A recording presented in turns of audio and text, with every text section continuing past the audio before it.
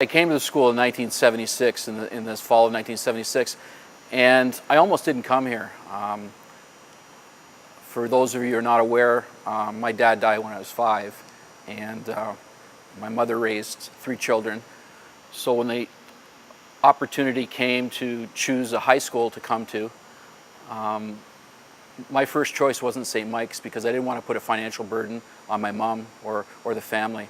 A good friend of mine, one of my formators early in life, Father Bart, who said that your grandmother would have wanted you to go to St. Mike's, and don't worry about it. God will take care of it in His own way. I ended up choosing St. Mike's as my first Catholic choice, and I got in along with about 6 or 7 of my other classmates from St. Anselm's. Arriving here at the first, it was a great experience. There was something to do for everyone here. One of my highlights in the school was the Basilians. They were very welcoming. They cared, and they sort of filled a void that I was lacking as far as a male male role model. The Basilians, like I said, they cared.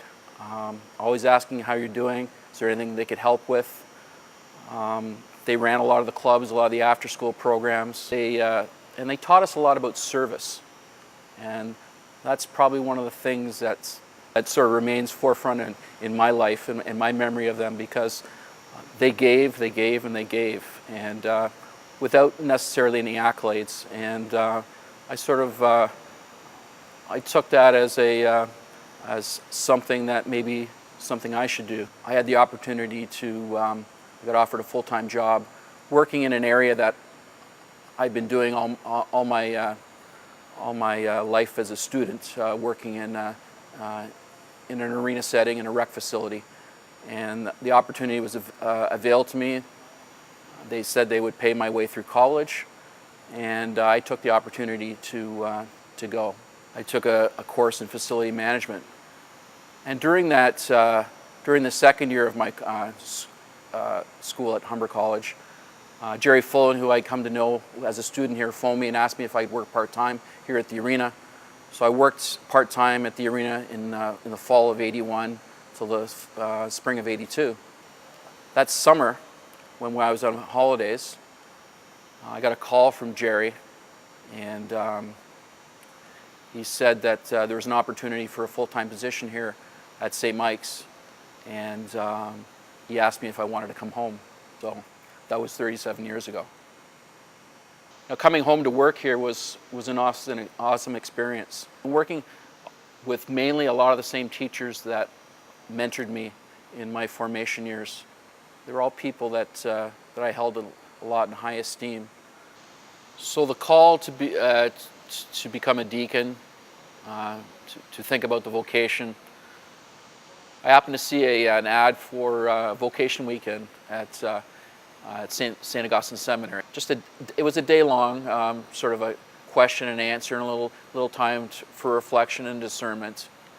And so it was a good time to sort of look deep into myself to see if maybe that was a call that I might be wanting to answer. I went and talked to 3 of my confidants that I spoke to earlier. And I all posed the same question of them. I said, I'm thinking about becoming a priest after high school. What do you think about it?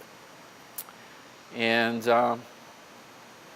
they all sort of commented in different ways, but the common theme was that there's so much that life has to offer you as a growing young man, that you should be wise to experience as much of it as you can. You should experience the warmth of a family life with children and grandchildren, and those are things that will bring you great joy. Those are things you can't experience directly as a priest. So I left that alone, and I left that alone for probably about almost 30 years. And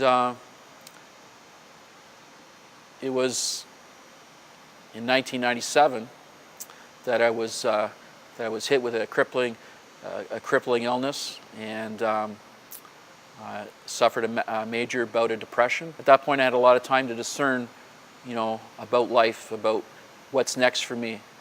And at that point in time, I just wanted to get better. So I prayed and I discerned a lot, and I said to God, and I made a covenant with God. I said, God, if you can help me get better, I'll do anything you ask of me. So moving forward, I asked myself, God, what do you want me to do? I asked God, what do you want me to do? So I thought maybe he wanted me to get involved in the church. So I signed up as a lecturer and as a Eucharistic minister, and took care of the Eucharistic ministry for almost 20 years at our church in Newmarket. But it was here in this rink, and if I wasn't working here, I don't think it might have happened. But it was in this rink that I was questioning, was God wanting me to do more?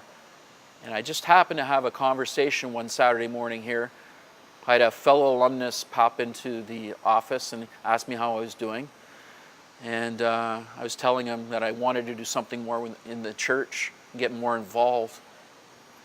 And he himself was a professor at St. Augustine Seminary and at Seneca. And he says, Rob, I said, you ever thought about the permanent diaconate? The process of becoming a deacon is, it's a 5-year formation program at St. Augustine Seminary. Actually 6 if you take into account the application year. So through the 4 years, you're taking approximately 10 courses through University of Toronto School of Theology and St. Augustine Seminary, which will give you a certificate in theology from those schools and universities. You're experiencing spiritual formation, academic formation, pastoral formation, and human formation during those 4 years. Hard thing for me to say, but I know the day that I knelt down in front of Cardinal Collins, and he placed his hands on top of my head in silence, invoking the Holy Spirit to come down and ordain me. I felt this energy radiate through my body, something I've never experienced in my life other than in a dream, because I dreamed this. Maybe that's the time and the day that I changed spiritually.